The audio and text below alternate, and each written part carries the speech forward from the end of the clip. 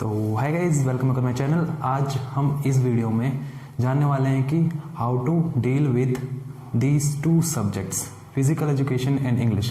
Because class 12th के बच्चे के लिए स्पेशल है, 11th के भी देख सकते हैं, वैसे देख तो कोई भी सकता है, बट क्लास 12th बच्चों के लिए ज़्यादा इम्पॉर्टेंट है क्योंकि ये दो सब्जेक्ट हैं। इन दो सब्जेक्ट की वजह से बच्चा जो है क्लास 12th का वो अपने पीसीएम सब्जेक्ट जो उसके पास पीसीएम भी हो या फिर पीसीएम, उनके ऊपर फोकस नहीं कर पाता इतना, और इनकी उसके ऊपर टेंस्ड रहता है बहुत ज़्यादा इनके ऊपर। तो आज हम जानेंगे इस वीडियो में कि इन दोनों सब्जेक्ट को हम मिनिमाइज करके कैसे पढ़े सो दैट हमारे पीसीएम सब्जेक्ट जो हैं उन पे भी इफेक्ट ना पड़े। ठीक है, तो स्टार्ट करते हैं इस वीडियो को। Let's begin. इधर लिखा है, ये कुछ टिप्स हैं और ये मैं यूं ही नहीं बता रहा क्योंकि ये सब मैंने अपने आप फेस करी है और फिज़िकल मैंने एजुकेशन ऐसे ही पढ़ा है और उसके एक्सपीरियंस के हिसाब से मैं आपको बता रहा हूँ। ठीक है, और मैंने पढ़ा भी ऐसे ही और स्कोर भी थोड़ा अच्छा ही करा है, बताऊँगा लास्ट में। तो पहले इसको जानते हैं। ठीक है, तो देखो, फर्स्ट पॉइंट इज़ दैट कि study daily at least half an hour. कुछ बच्चे ऐसे होते हैं कि फिज़िकल एजुकेशन छोड़ते हैं बाद में पढ़ने के, बट हमें इसको डेली पढ़ना है, चाहे हाफ एन आवर से कम ही पढ़ो, 15-10 मिनट, बट 10 मिनट तो बहुत कम हो गया वैसे। हाँ, मैक्सिमम मतलब मिनिमम आधा घंटा आपको पढ़ना है डेली। जिससे क्या होगा, आपका सिलेबस भी कंटिन्यू होता रहेगा और आपको ये भी नहीं लगेगा कि इस सब्जेक्ट में ध्यान नहीं दे रहा। तो ऐसा नहीं करना कि लास्ट 2 मंथ्स में पढ़ लेंगे, ऐसा नहीं होगा बिल्कुल, क्योंकि इसे आप पढ़ोगे ना तो अपने आप ही आपको समझ आएगा कि लास्ट 2 मंथ में हम क्या कुछ भी नहीं कर सकते। ठीक है, दूसरी चीज़, avoid study this by a teacher. इस पर रुको 2 मिनट, पहले इस पर आते हैं वापस कि हाफ एन आवर। अब हाफ एन आवर बोला एटलीस्ट, आप 1 घंटा पढ़ सकते हो। अब ये नहीं कि उसमें इंटरेस्ट आ रहा है तो उसको 2-3 घंटे पढ़ लिया, बिल्कुल भी नहीं। इसको पढ़ना है डेली और पढ़ना भी है, बट इस पर इतना फोकस नहीं करना क्योंकि हमें पता है हमारा मेन फोकस उस सब्जेक्ट पर होना चाहिए जो हमने चूज़ करा है, पीसीएम भी। ठीक है, तो इसको इतना ही पढ़ना है बस जितना लिखा है मैंने। एंड दूसरी चीज़, avoid study this by teacher. मतलब कि बहुत से स्टूडेंट ऐसे होते हैं कि हमें समझ नहीं आ रहा कुछ भी, अब पढ़ोगे नहीं तो समझ कैसे आएगा। अब वो बोलते हैं कि टीचर से पढ़ेंगे हम तो।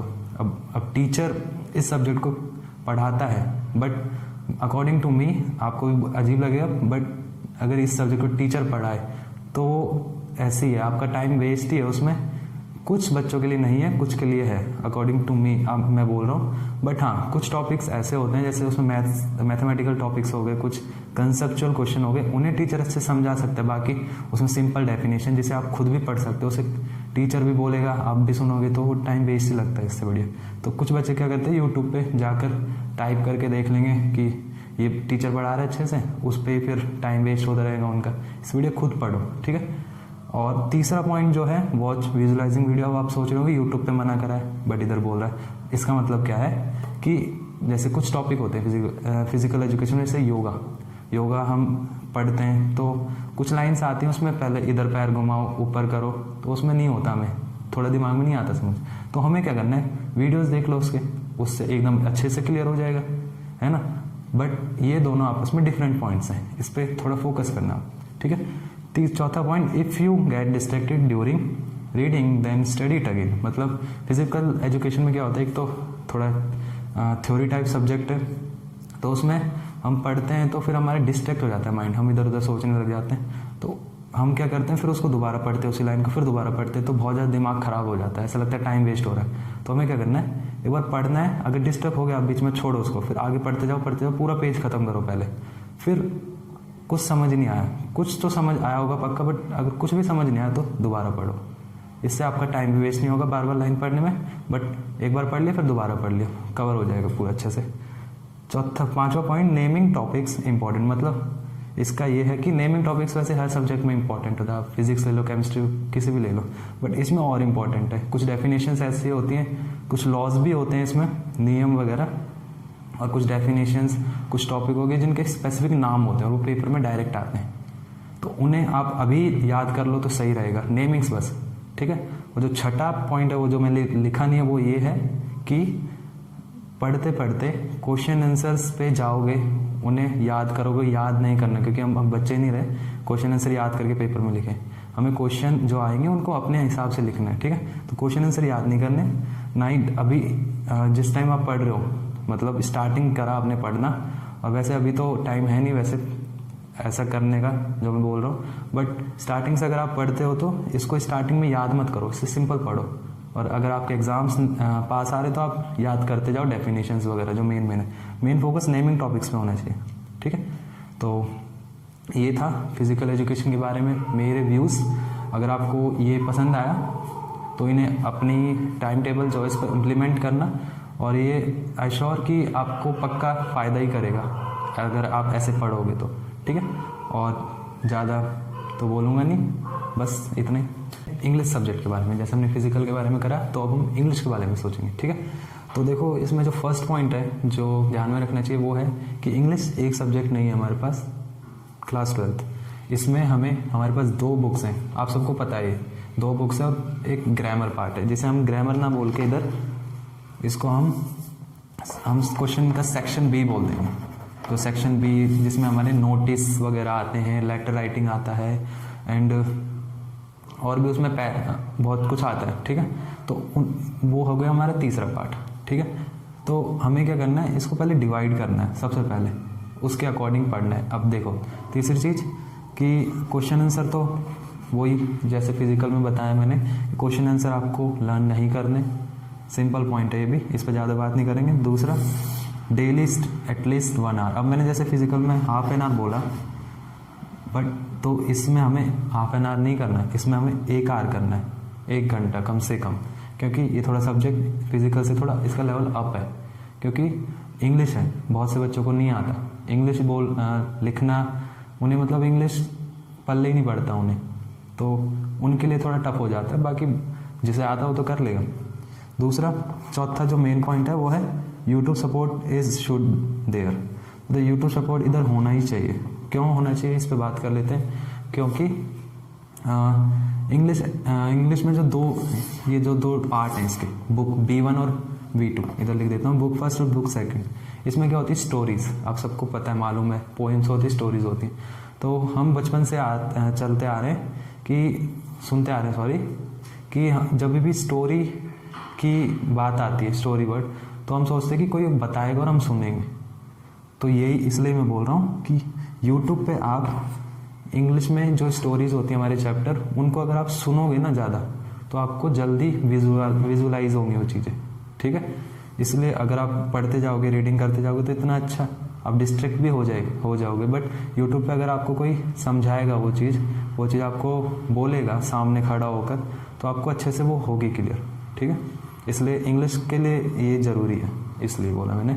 बाकी क्यों ज़रूरी है और बुक के अलावा, क्योंकि ग्रामर है, ग्रामर में रूल्स होते हैं, और भी ऐसे क्लास 12th में ग्रामर है नहीं, नोटिस वगैरह जो भी नोटिस होगी वो सब हम पढ़ते हैं, लेटर राइटिंग वगैरह वो सब कुछ है, ठीक है, डिबेट राइटिंग वगैरह, तो उसमें ग्रामर यूज़ होती है, बट उसको हम ग्रामर नहीं बोलते क्लास 12th में, ठीक है। ग्रामर नहीं आती क्लास 12th में, वो सभी आता है। तो उनकी कैसे लिखते हैं हम, उनका वे कैसा लिखने का, वैसे नोट मेकिंग आता है, वैसे सेक्शन ए में आता है वो, बट इसमें हम देखते हैं नोट मेकिंग कैसे लिखेंगे हम।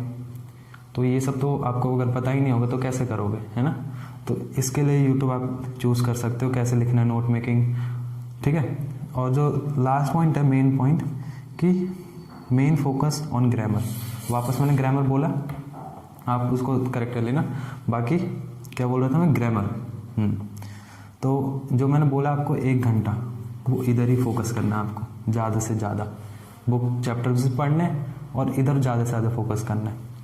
मतलब कि आपको जो टॉपिक है जैसे नोटिस, डिबेट राइटिंग वगैरह, उनके फॉर्मेट और उनको लिखना, फॉर्मेट आ जाएगा आपको, फॉर्मेट का बस 1 मार्क होता है। बाकी अगर आप जो बीच का कंटेंट होता है उसको एक बार में नहीं लिखना, मतलब एक बार में आप उसको सीख नहीं सकते, एक बार प्रैक्टिस कर लिया हो गया, 1-2 महीने तक नहीं करा, आपको 1 हफ्ते में कम से कम 3-3 बार उसको प्रैक्टिस करना पड़ेगा, नोटिस, राइटिंग, डिबेट वगैरह, तभी आपके उसमें मार्क्स अच्छे आएंगे, क्योंकि उसमें बीच वाले कंटेंट पे ज़्यादा फोकस होता है टीचर का, और उस पर मार्क्स मिलते हैं आपको ज़्यादा, ठीक है। तो आपको उस पर ज़्यादा फोकस करना है।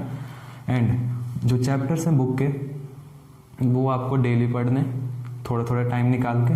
ये 1 घंटा ज़रूरी नहीं है, आप बढ़ा भी सकते हो इंग्लिश में, क्योंकि थोड़ा इंपॉर्टेंट भी सब्जेक्ट है, और वैसे भी आप भी जैसे भी कॉलेज में जाओगे और कहीं भी बेस्ट 4 मार्क्स वगैरह लगते हैं, तो तो उसमें इंग्लिश भी होता है इंक्लूड, इसलिए इंग्लिश में मार्क्स लाना आपके लिए ज़्यादा ज़रूरी हो गया है। बाकी यही था, जितने पॉइंट्स मैंने बताया आपको इनमें ध्यान रखना। और हाँ, अगर आपको ये पॉइंट्स, अगर आपके पास इससे भी अच्छे पॉइंट्स हैं तो आप मेरे को भी बता सकते हो, जैसे मैं भी आगे ज़रूरत पड़ी तो औरों को बताऊंगा और इम्प्लीमेंट कर सकूंगा। बाकी अगर नहीं है तो इन्हें इम्प्लीमेंट करना हो सके तो, और सो दैट आपके अच्छे मार्क्स आ जाए, ठीक है। तो गाइज़ ये थे मेरे views on both of this subject, English और फिजिकल एजुकेशन। अगर आपको ये व्यूज़ अच्छा लगे, मेरे व्यूज़, क्योंकि मैंने एक क्लास में अप्लाई करे और इसका रिज़ल्ट भी अच्छा है मेरे को, ठीक है, तो आप इनको अपने ऊपर इम्प्लीमेंट कर सकते हो अच्छे से। एंड इन दोनों सब्जेक्ट पे फोकस थोड़ा करना ज़्यादा ज़रूरी, इसलिए अब फोकस वो वाला नहीं, दूसरा वाला, मतलब पढ़ने वाला नहीं, कि इस पर थोड़ा ध्यान देना जरूरी, क्योंकि बहुत से बच्चे नहीं देते और चलते जाता है ऐसे ही, फिर मार्क्स नहीं आते उनके। तो इनमें मार्क्स लाने के लिए आपको स्टार्टिंग से फोकस करना पड़ेगा, बट इतना भी नहीं जितना आप अदर सब्जेक्ट पे देते हो। इन पे आपको थोड़ा थोड़ा करके करना ही पड़ेगा।